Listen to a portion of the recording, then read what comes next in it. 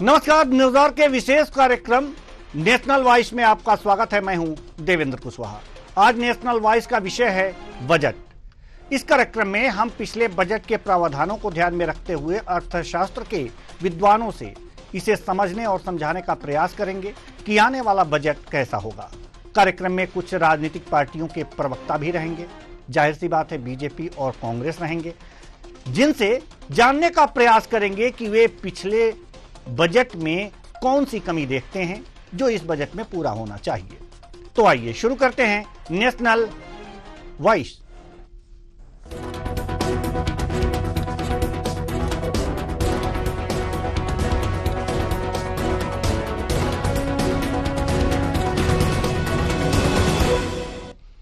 जैसा कि हमने बताया कि हम इस कार्यक्रम में बजट को समझने की कोशिश कर रहे हैं, जिससे आम दर्शक भी 1 फरवरी को पेश होने वाले बजट को आसानी तरीके से समझ सके। हमने पिछले अंक में आपको बताया कि विभिन्न मंत्रालयों को साल 2024-25 के बजट में कितनी धनराशि आवंटित की गई थी और रक्षा बजट की तुलना अन्य देशों के रक्षा बजट से की।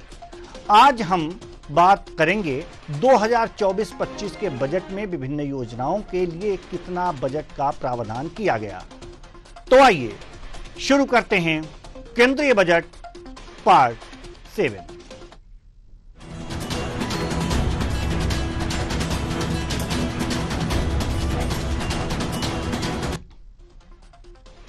पिछले अंक में हमने देखा कि वर्ष 2024-25 में जो विभिन्न योजनाएं हैं, उन योजनाओं पर कितना धन का प्रावधान किया गया था। साथ ही साथ यह भी बताया था कि मनरेगा और प्रधानमंत्री आवास योजना के लिए क्या कुछ हुआ था। आज जल जीवन मिशन यानी कि उससे आगे जो योजनाएं चल रही हैं उनके बारे में बात करेंगे। पीएम किसान पे बात हो चुकी है, जैसा कि आप ग्राफिक्स में देख रहे हैं। पीएम किसान के लिए 60,000 करोड़ रुपए का प्रावधान किया गया था, जो पिछले बजट से ज्यादा था। समग्र शिक्षा आज का विषय है और पीएम किसान आज का विषय होगा और जल जीवन मिशन आज का विषय होगा। तो सबसे पहले हम जल जीवन मिशन के बारे में बात करेंगे। जल जीवन मिशन जो योजना है, ये इसके लिए 63 करोड़ का प्रावधान किया गया है और जो 2023-24 से अगर जो इसे कह सकते हैं 0.2% अधिक है। जल जीवन मिशन, राष्ट्रीय ग्रामीण पेयजल मिशन, यानी कि अधिक तो है लेकिन 0.2% अधिक है। इस बार जो बजट पेश होने वाला है, इसमें क्या स्थिति रहेगी, इन्हीं की स्थिति पे हम चर्चा करेंगे। और चर्चा के लिए जो हमारे साथ मेहमान जुड़े हुए हैं, हमारे साथ स्टूडियो में सत्येंद्र जैन जी, प्रवक्ता बीजेपी, हमारे साथ जुड़ चुके हैं नहीं, स्टूडियो में मौजूद हैं। बहुत बहुत स्वागत है आपका हमारे इस कार्यक्रम में। आपके दर्शकों का भी अभिनंदन करता हूं। तो चलिए अब कुछ चर्चाओं की शुरुआत हो जाए। जल जीवन मिशन, राष्ट्रीय ग्रामीण पेयजल मिशन, इसके लिए जो प्रावधान किया गया 70,163 करोड़। 2023-24 में यह स्थिति 70,000 करोड़ की रही, यानी कि 163 करोड़ यहां पर बढ़ाया गया। क्या लगता है कि जल जीवन मिशन का जो लक्ष्य था उसे सरकार ने पूरा कर लिया है? क्या इस बजट में और कुछ इसमें कुछ योजना में कुछ धनराशि बढ़ाने की आवश्यकता महसूस सरकार कर रही है या नहीं कर रही है? क्या कुछ अंदाजा लगा पा रहे हैं, क्या कुछ अनुमान लगा पा रहे हैं आप?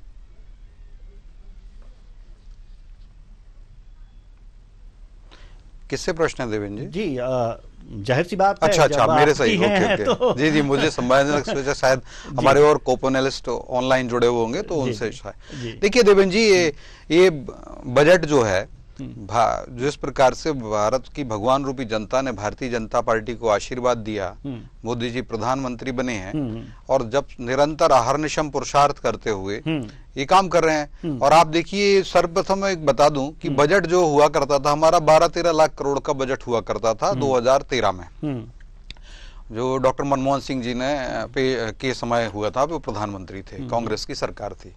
आज यह बजट का साइज जो है, जो आकार है, जो स्वरूप है, वो अब 50 लाख करोड़ के आसपास का है, लगभग 50 लाख करोड़।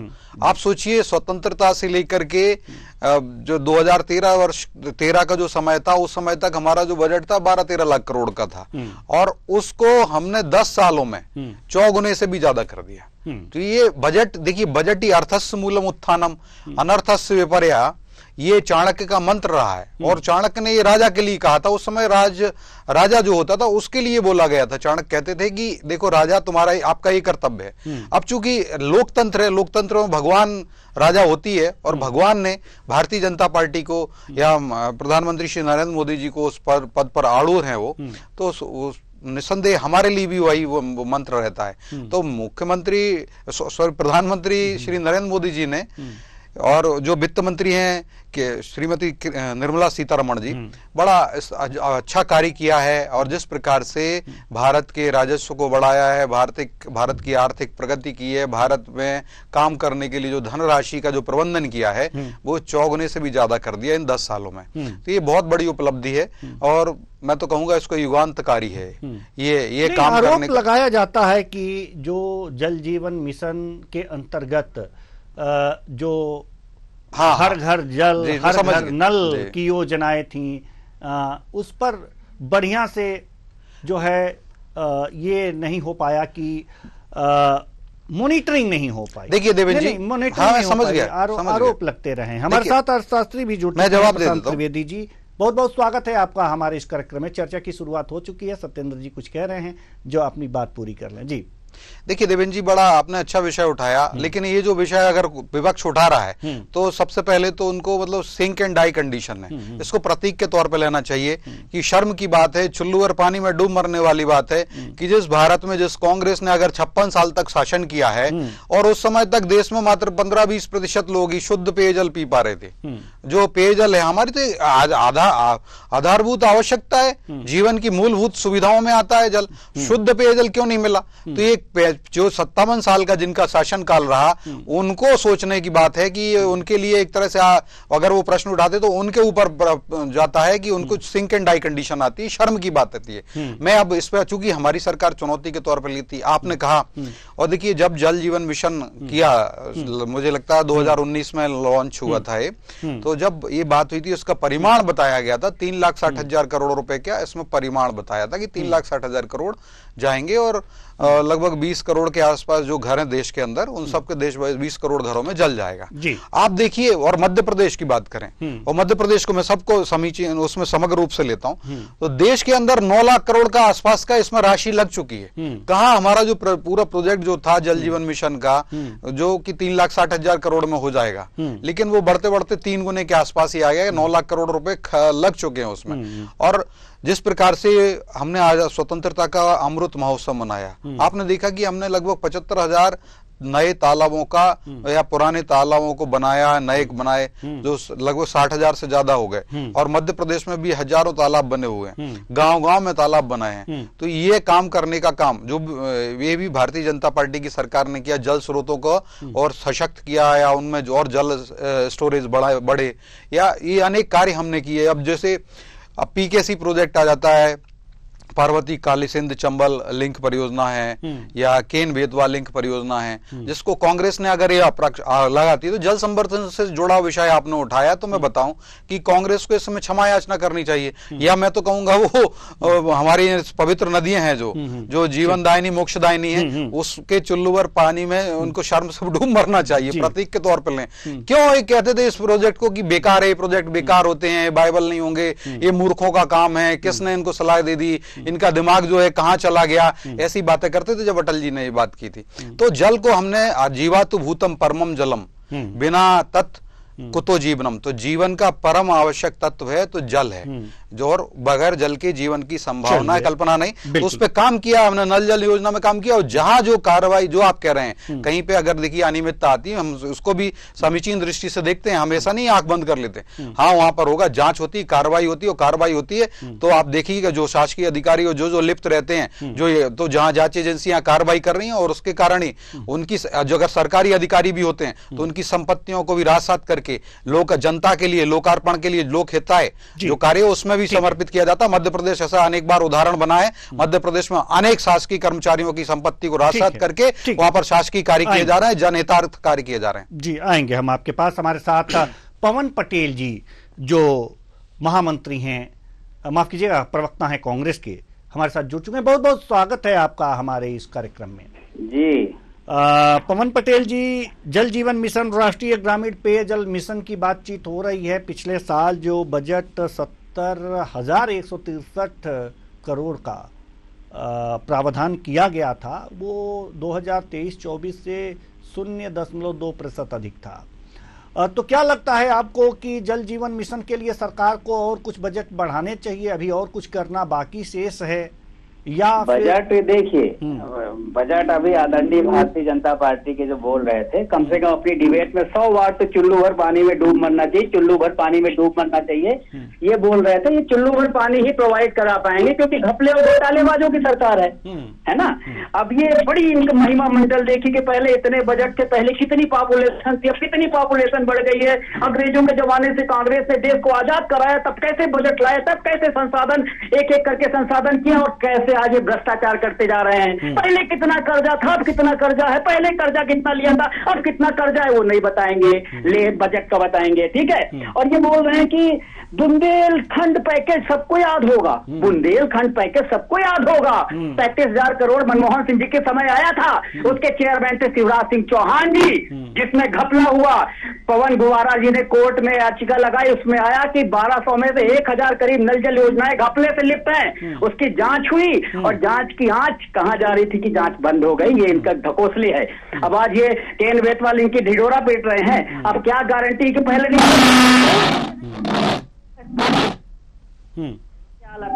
बहुत सारा बजट एलोकेट किया होगा बुलेट ट्रेन में, बहुत सारा बजट एलोकेट किया होगा नर्मदा किनारे 6 करोड़ प्लांट लगाने के घपले में, बहुत सारा बजट एलोकेट किया होगा आस्था का प्रतीक महाकाल में, भगवान की मूर्तियां उड़ गई। क्या बढ़िया बात करते, इनकी बात बस सुनो, 2-4 संस्कृत के श्लोक डाल देंगे और लगेगा वाह वाह, दुनिया पागल नहीं है, चलिए सब समझती है। चलिए देखते हैं प्रशांत द्विवेदी जी से, जो हमारे साथ अर्थशास्त्री हैं, जुड़े हुए हैं। जल जीवन मिशन की सारी बातें और सारे फैक्ट हमने आपके सामने रखे। क्या लगता है कि सरकार को अभी इसके लिए और बजट बढ़ाने की आवश्यकता है या कम करने की आवश्यकता है? आवाज आ रही? जी बिल्कुल आ रही है आवाज आपकी। आपको नमस्कार जी, और जी और सभी लोगों को नमस्कार। देखिए, सरकार 2019 में शुरू हुई जल जीवन मिशन, और ये बहुत समय पर हुई क्योंकि जल का संकट पूरे इसमें बढ़ता जा रहा था और अभी भी बना हुआ है। तो जो 70,000 करोड़ ज्यादा ही एलोकेशन पिछले साल हुआ था, मुझे लगता है कि इस साल भी इसी के आसपास एलोकेशन फिर से होगा और अभी इसमें कमी नहीं आएगी क्योंकि अभी भी सभी घरों में जल नहीं पहुंच पाए जी। लगभग 70% घरों में जल अभी तक पहुंच पाया है 70 पिछले 5-5.5 साल में।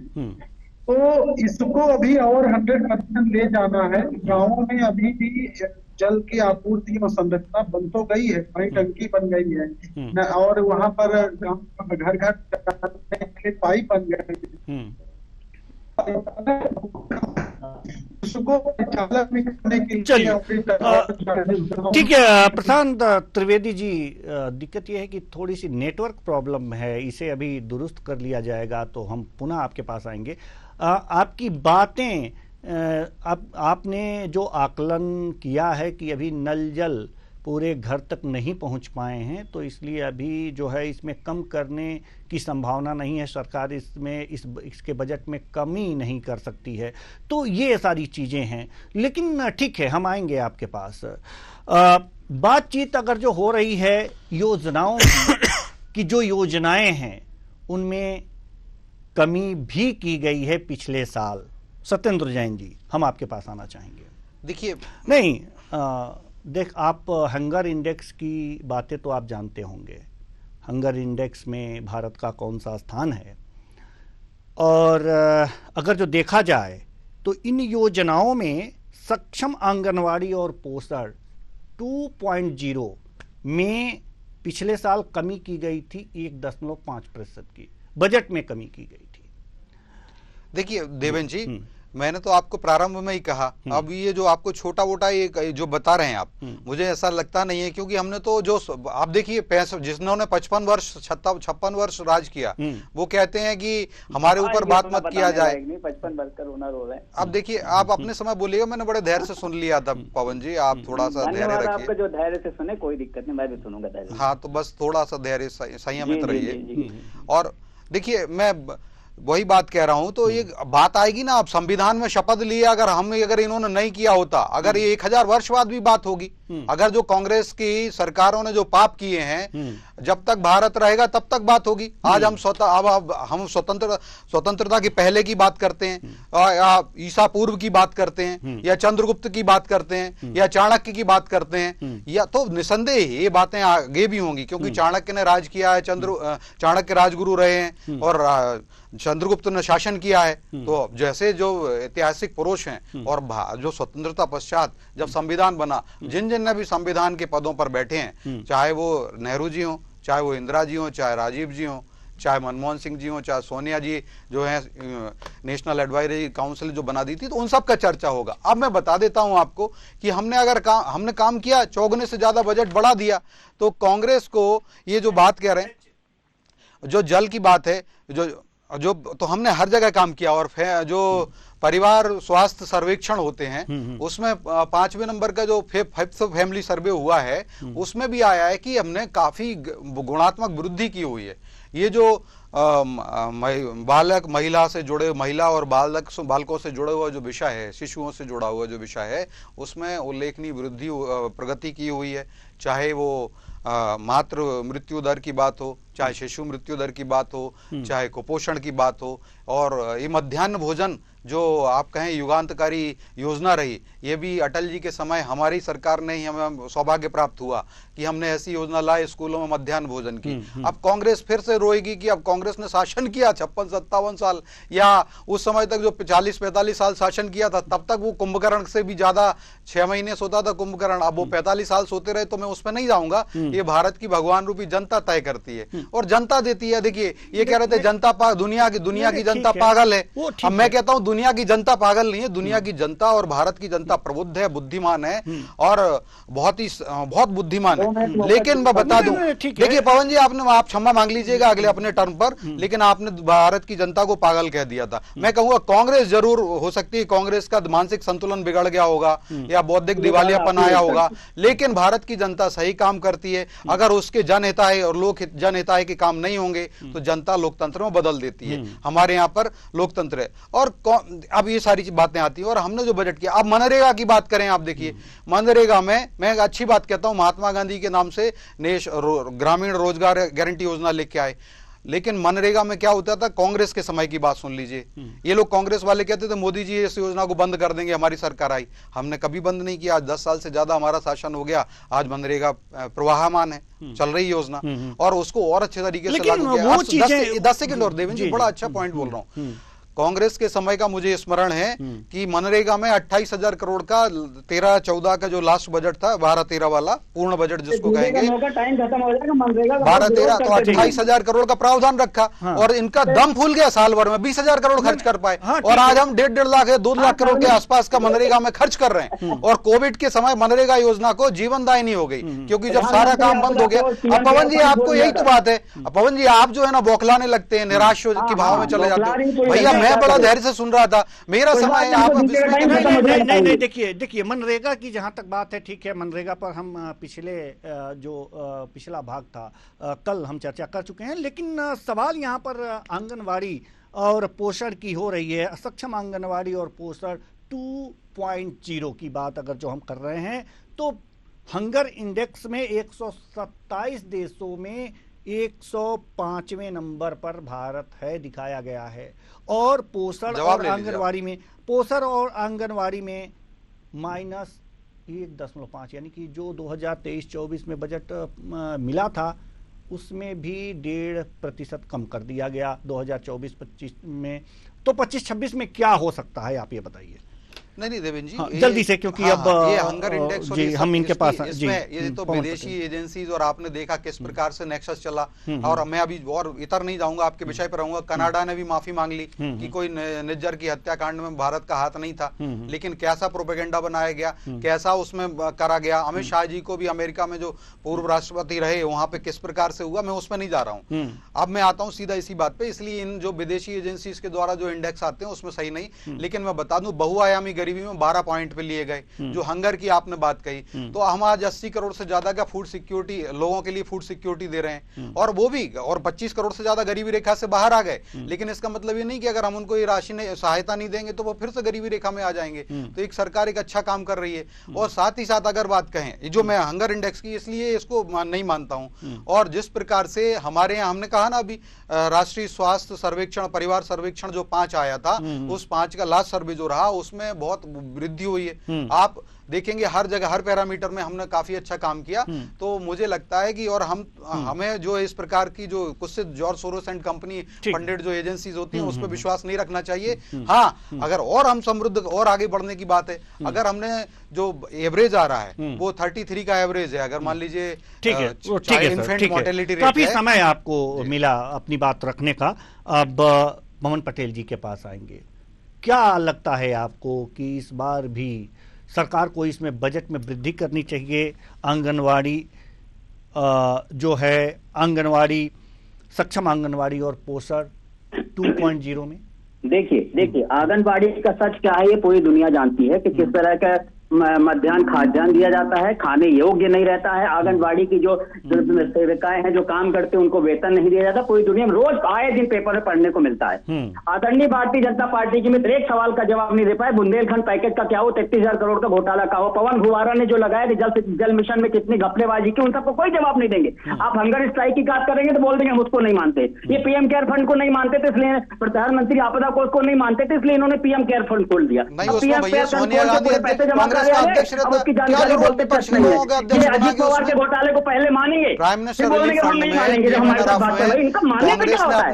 जो जांच एजेंसियां कर रही है उसको कैसे नहीं मानोगे? और जो आपके भले का वो मानोगे, इसीलिए पवन जी आपको दर्द हो रहा होगा। अब मैं बोलूंगा, भारतीय जनता पार्टी की पैकड़बाजी है। ये सवाल का जवाब नहीं देते, ये सारे जवाब दे रहे हैं और जनता आपको बार बार जवाब दे रही है। 15 साल से आप केंद्र में बेरोजगार हो गए, 25 साल से मध्य प्रदेश में बेरोजगार, क्या बात करते हो? हर व्यक्ति को 60,000 रुपए का। अरे भैया, हमने विकास के लिए किया, कोई जेबें नहीं भरी। आपकी कांग्रेस होती तो 10 लाख करोड़ तो मध्य प्रदेश में खर्चा हो जाता, और आप कांग्रेस ही चट कर जाते। वल्लभ भवन को दलाली का अड्डा बनाने वाली कांग्रेस, कमलनाथ जी मुख्यमंत्री थे, उनके आजू बाजू के जो अधिकारी थे उनके पास से 281 करोड़ रुपए निकले, और 281 देखा जनता ने। पोषण आहार का पैसा बटाने वाली कांग्रेस सरकार, कांग्रेस ने पोषण बच्चों का आहार खा लिया था। आपको याद होगा देवेंद्र जी, पोषण आहार का घोटाला किया था कांग्रेस में, कमलनाथ जी के ओएसडी रहे, उनके आसपास से निकल के आए थे। और ये कांग्रेस ये बातें सही बात है, सारे जवाब देते हैं मेरे मित्र। आशीर्वाद देती है। तुम तो जनता को पागल कह रहे हो, पहले तो आप जनता को पागल कह रहे हो, क्षमा मांगो, क्षमा मांगे, कह रहे भारत की जनता पागल है। अभी सौरभ जो आपका पवन पटेल को क्षमा मांगनी चाहिए, भारत की जनता का अपमान कर रहे हैं। ये रणदीप सिंह सुरजेवाला के लोग हैं जो जनता को राक्षस कहते हैं, वही बात कहें कि जनता को पागल कह रहे हैं। रणदीप सिंह सुरजेवाला पागल राक्षस कहते हैं, पवन पटेल जनता को पागल कह रही है। दोनों को क्षमा मांगनी चाहिए।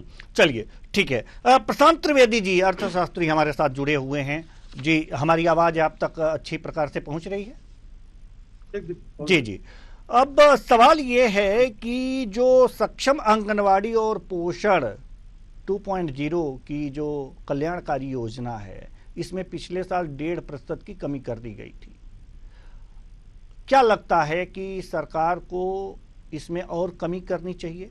जैसा कि अभी पवन पटेल जी कह रहे हैं कि आंगनवाड़ी में तो बहुत भ्रष्टाचार होता है, जो पोषण है वो लोगों तक नहीं पहुंच पाते, दिया जाता है लेकिन नहीं पहुंच पाते, तो क्या इसमें कमी करनी चाहिए? क्या लगता है? देखिए, विपक्ष के पार्टी है, पवन पटेल उनके जो है प्रवक्ता है, उनका तो काम ही है कि आलोचना करना। और अगर भ्रष्टाचार के आधार पर योजनाओं में पैसे कमी की जाने लगे तो मुझे लगता है भारत में ऐसी कोई योजना नहीं जिसकी कमी न करने की आवश्यकता पड़ेगी जी। तो ये कोई आधार नहीं है कि भ्रष्टाचार हो रहा है तो उसमें कमी कर दिया जाए। भ्रष्टाचार कम करने का प्रयास करना चाहिए, ये एक वो है। दूसरी बात आंगनवाड़ी की बात पे करूं, आंगनवाड़ी एक बहुत ही एक ये कह सकते हैं कि यहाँ पर भ्रष्टाचार है, लगातार है, ये लगातार रिपोर्ट बताई है, लेकिन ये बहुत आवश्यक योजना है। गांवों में जो छोटे बच्चे हैं 3 से 6 साल के बीच के, उनके पोषण के लिए ये बहुत जरूरी योजना है। इस योजना में सुधार करने की अति आवश्यकता है और इसमें इसको ज्यादा कह सकते हैं कि फंडिंग में कम करने के बजाय और बढ़ाना चाहिए। और जो नियोजित नहीं, इस योजना में सब थोड़ी समस्या क्या है कि जो आंगनवाड़ी कार्यकर्ता हैं वो बहुत सक्षम नहीं है, कुशल नहीं है, और कुशल होने के साथ साथ उनको ये नहीं पता कि हमें करना क्या एग्जैक्टली और उसका समाज में क्या इम्पैक्ट है, इसलिए वो जो संसाधन को मिलता है उसका वो दुरुपयोग कर देते हैं। तो इनको प्रशिक्षित करने की आवश्यकता है। और ये जो आंगनवाड़ी कंसेप्ट है 3 से 6 साल बच्चों के लिए, जो एक तरह से केजी और ये जो आते हैं एक कक्षा एक से पहले के बच्चों के लिए, वो बहुत अच्छा कंसेप्ट है। इसमें सरकार को ध्यान देना जरूरी है कि यही उम्र होती है जब कुपोषण भारत में हमारे बहुत ज्यादा बड़े स्तर पर दिखता है जी। इसलिए इसमें कमी करने की कोई आवश्यकता नहीं है, कमी नहीं करनी चाहिए, बल्कि इसको संसाधन को ज्यादा और अच्छे से ये करना चाहिए कि इस पर ज्यादा से अच्छा तरीके से इसको लागू किया जा सके। और इसमें कमी है, इसमें कोई दो राय नहीं है, ये आपकी बात एकदम सही है।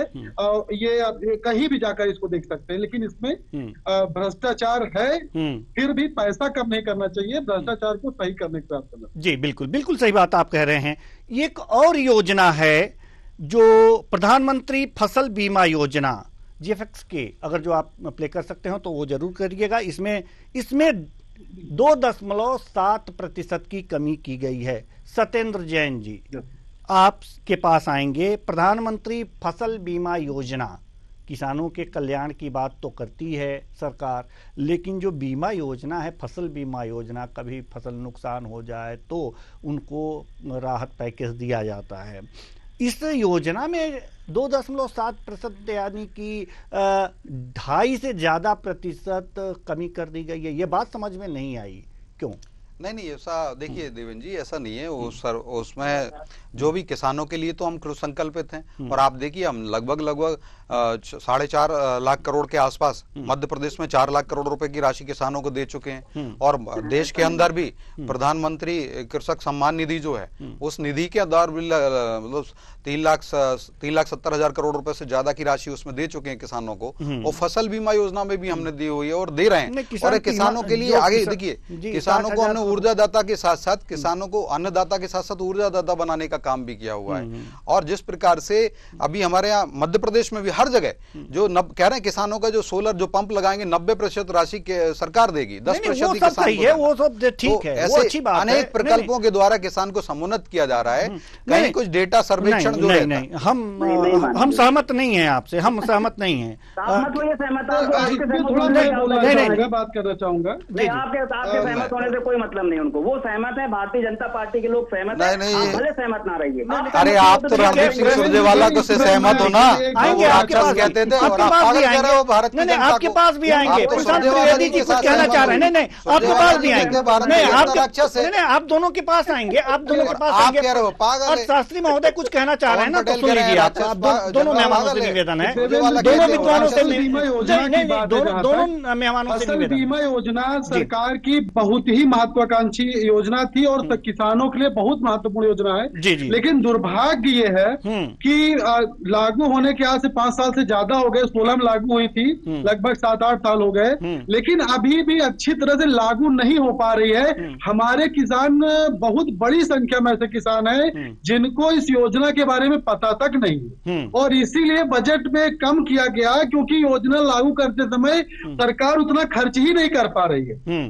तो योजना तो लगा दी है लेकिन जागरूकता नहीं बढ़ाया गया, इसलिए अगर आप इसके पहले देखें तो सरकार उतना खर्च ही नहीं कर पा रही, इसलिए उन्होंने बजट ही कम कर दिया। यहाँ बजट कम करने की जरूरत नहीं है, योजना को ज्यादा से ज्यादा किसानों को जागरूकता करके पहुंचाने की जरूरत है, जो कि सरकार इसमें फेल रही है। इसमें कोई दो राय नहीं है, ये बहुत अच्छी योजना है लेकिन किसान इसका फायदा नहीं उठा। तो आखिर जागरूकता फैलाने का काम, जागरूकता लाने का काम और क्या विदेश से थोड़ी कोई आएगा, सरकार का काम ही है, वो करना चाहिए। बिल्कुल आपका विभाग है, हर जिले पर कृषि विभाग है, ब्लॉक पे हैं वहां पर, और अगर जो गांव में देखा जाए तो कृषक मित्र लगे हुए हैं।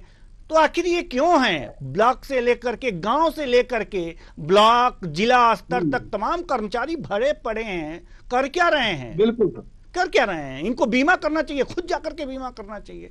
तो ये जागरूकता फैलाना भी तो सरकार का काम है।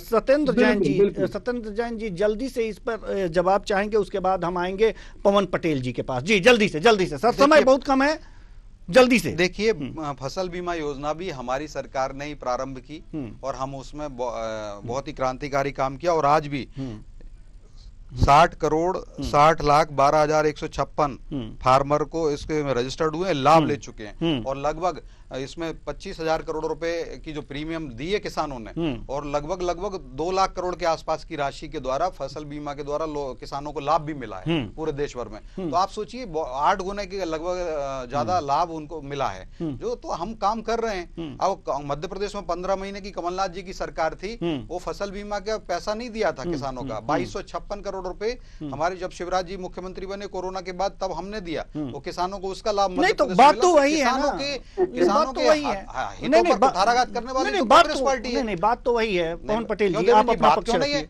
अगर क्यों नहीं जमा किया था, जो राज्य का अगर जो लाभ दिला रहे हैं क्यों नहीं किया, लाभ आप ही बताइए। नहीं, अगर जो लाभ दिला रहे हैं तो बजट में और ज्यादा प्रावधान करेंगे तो और 8 गुना लाभ मिला। आप बताइए, जो जादुई नेतृत्व है, बजट में प्रावधान नहीं करने के बाद भी सबका साथ सबका विकास करेंगे, ये इनमें जादू आप बोलते नहीं मानेंगे आपकी बात।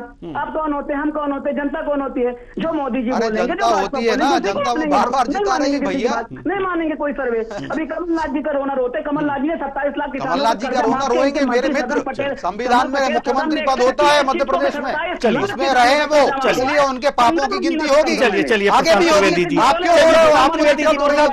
जल्दी साल अगर आपने मध्य प्रदेश देश में शासन किया है और आपके प्रधानमंत्री रहे कांग्रेस के दल से लागू कर देंगे, तो कांग्रेस के पापों की गिनती होगी। चलिए समय नहीं है, आपको दर्द होने लगता है। बहुत धन्यवाद सभी मेहमानों का आप आए और अपने अपने विचार साझा किए। बहुत धन्यवाद सभी मेहमानों का आप आए और अपने अपने विचार साझा किए। केंद्रीय बजट पार्ट 7 में हमने कुछ योजनाओं की चर्चा की, जिसमें पिछले साल बजट में कटौती की गई थी उसके पिछले साल की अपेक्षा, लेकिन क्या इस साल उसमें बढ़ोतरी होगी, ये देखने वाली बात है। फिलहाल इस कार्यक्रम में इतना ही, मुझे दीजिए इजाजत, नमस्कार।